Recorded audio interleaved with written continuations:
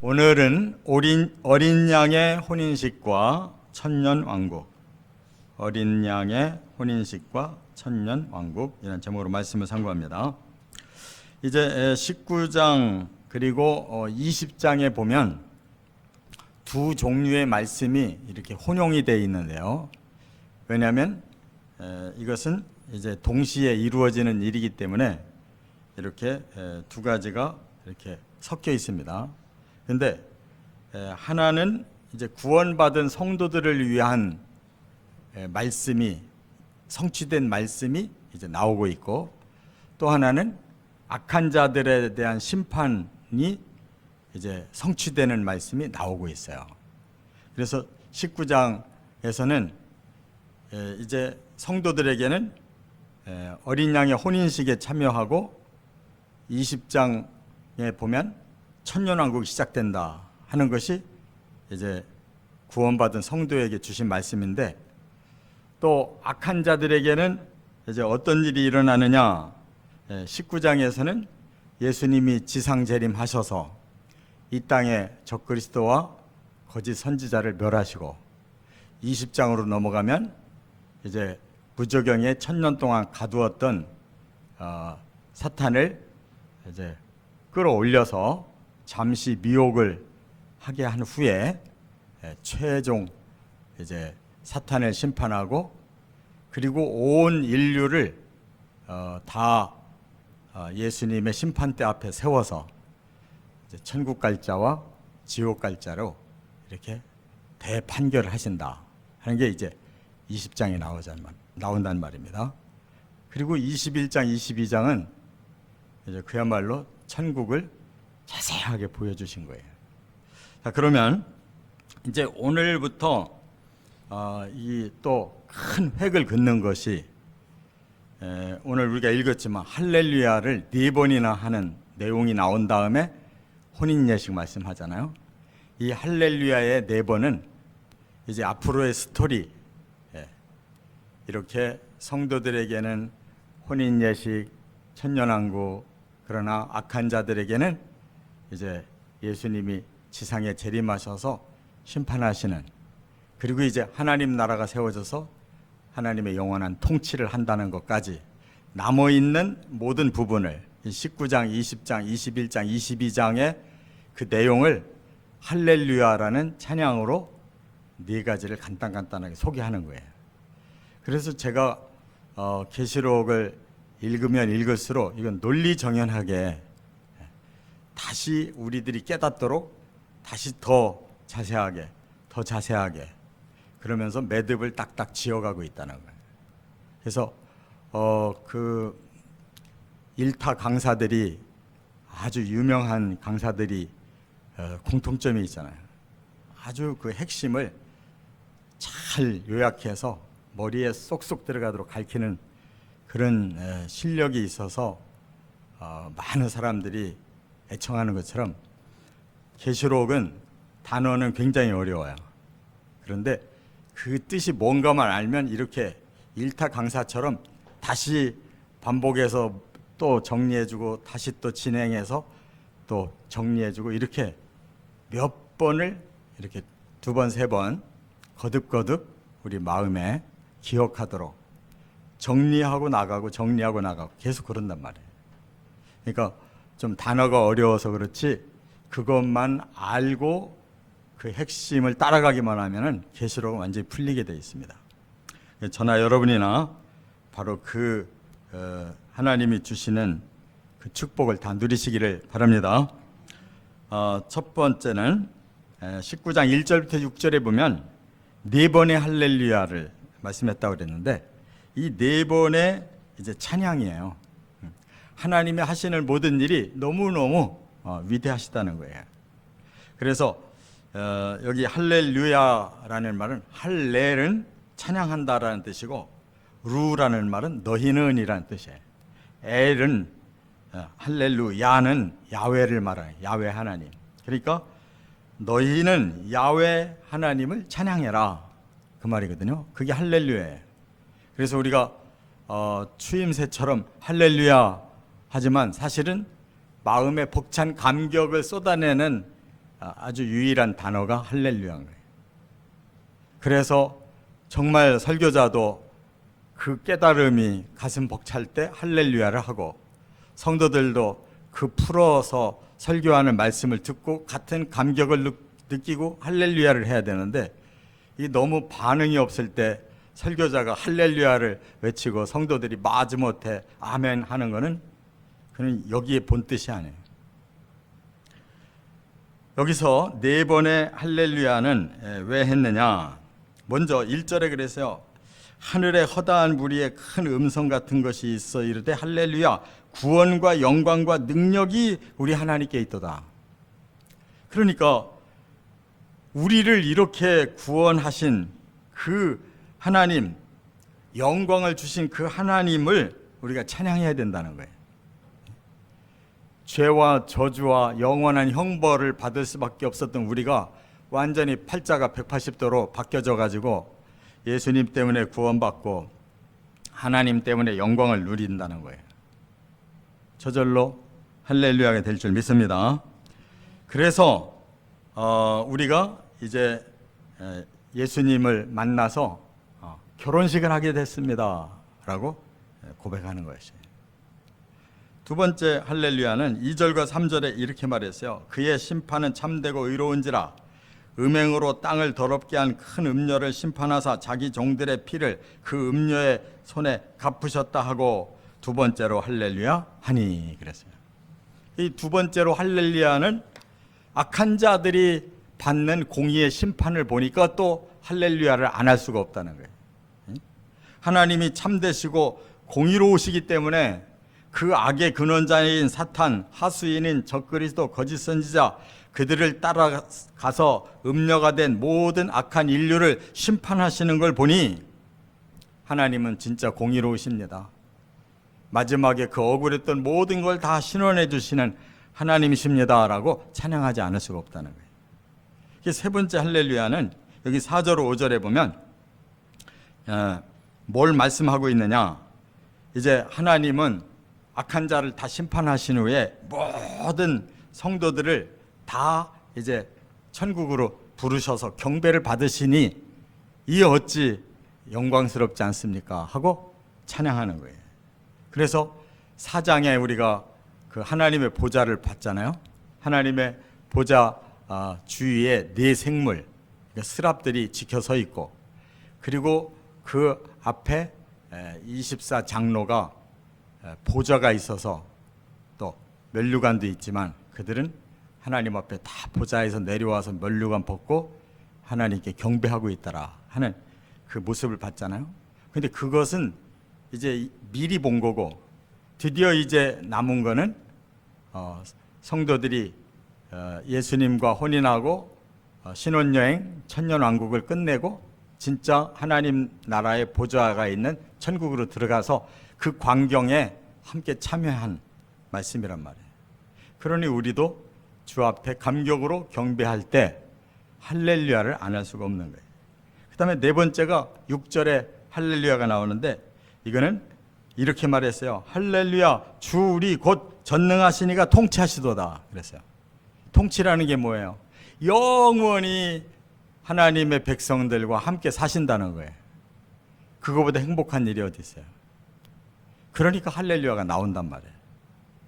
자, 이와 같이 이 네 번의 할렐루야를 통해서 이제 19장부터 22장까지 이루어질 사건을 네 가지로 이렇게 나누어서 찬양을 하고 이제 시작하는 거예요.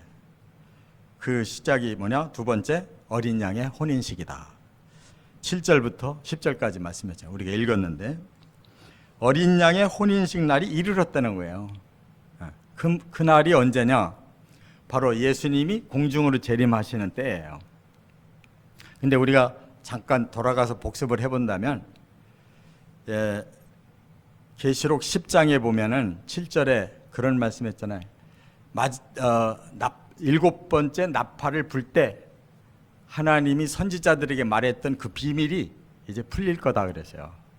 그리고 11장 15절에 가보니까 바로 이제는 세상 나라가 하나님의 나라, 그리스도의 나라가 되어서 영원히 왕노릇할 것이다 그랬거든요. 그러니까 바로 예수님이 부활을 하셔서 성도들을 이제 공중에서 만나서 왕노릇하는 이러한 구원의 축복을 이제 주시기만 하면 되는 건데, 바로 어린 양의 혼인 날이 그날이라 그 말이에요. 그래서 여기에 혼인식을 자세하게 말씀하는데 7절에 즐거워하고 크게 기뻐하며 영광을 돌려라. 왜? 어린 양의 혼인 기약이 이르렀기 때문이다. 그날이 성도들이 부활 휴거한 날이란 말이에요.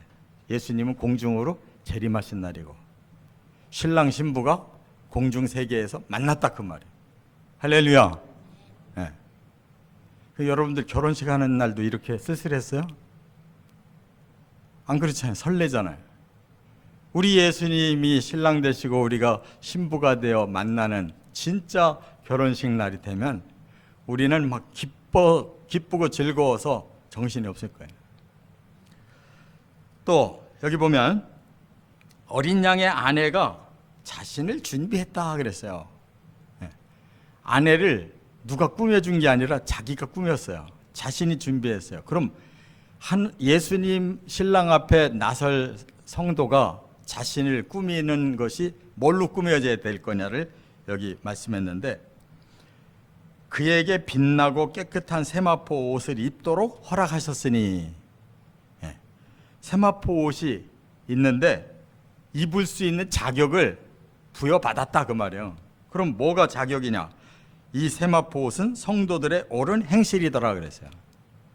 너는 올바른 행실로 예수님의 아내가 될 자격을 얻었어. 그러니 오늘 빛나고 깨끗한 세마포 옷을 입도록 해라. 그래서 준비된 사람에게 그 옷을 입혀주셨다는 거예요. 옳은 행실이라는 게 뭐냐? 의라는 말이거든. 의. 너는 의인이라고 칭함을 받았어. 우리가 돌아보면 의인으로 산 때가 얼마나 되냐고.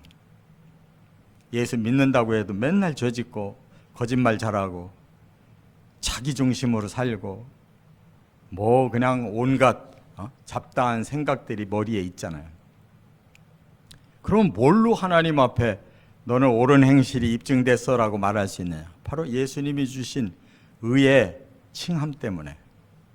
우리가 예수를 믿고 고백하고 따른다는 이유로 우리의 죄를 없애주시고 저주를 풀어주시고 지금 예수님의 신랑을 만나라고 부활시켜서 왔으니까 자격 얻은 거란 말이에요. 믿음인 줄 깨달으시 바랍니다.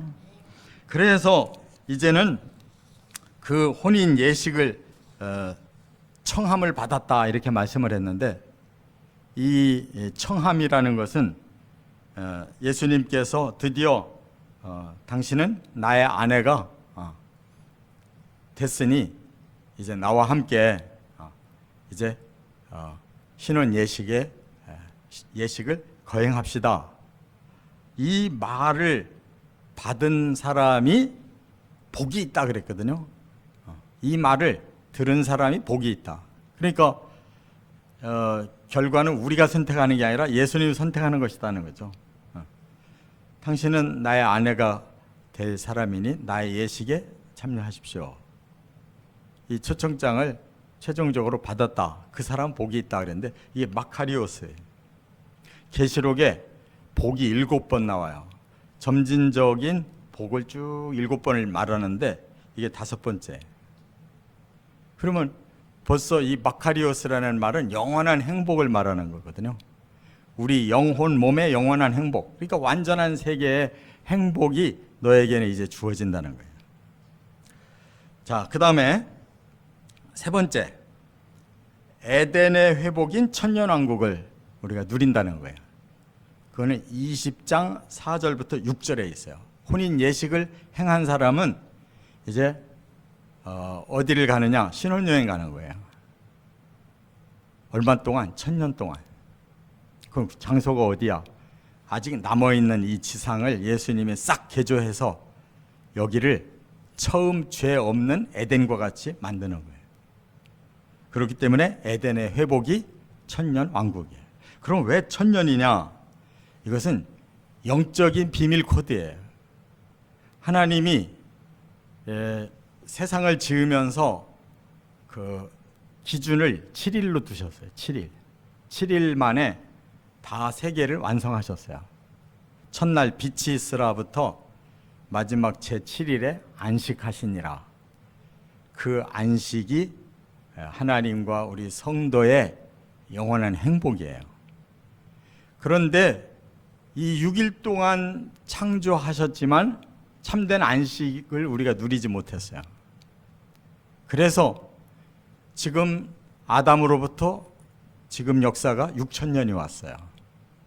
그럼 이제는 남은 1,000년을 안식의 해로 하나님이 계획해 놓으셨고, 예수님을 신랑으로 성도를 신부로 맞이한 그 날 1,000년 동안을 안식을 누리도록 이 땅에서 에덴을 회복시켜 주신다, 그 말이에요.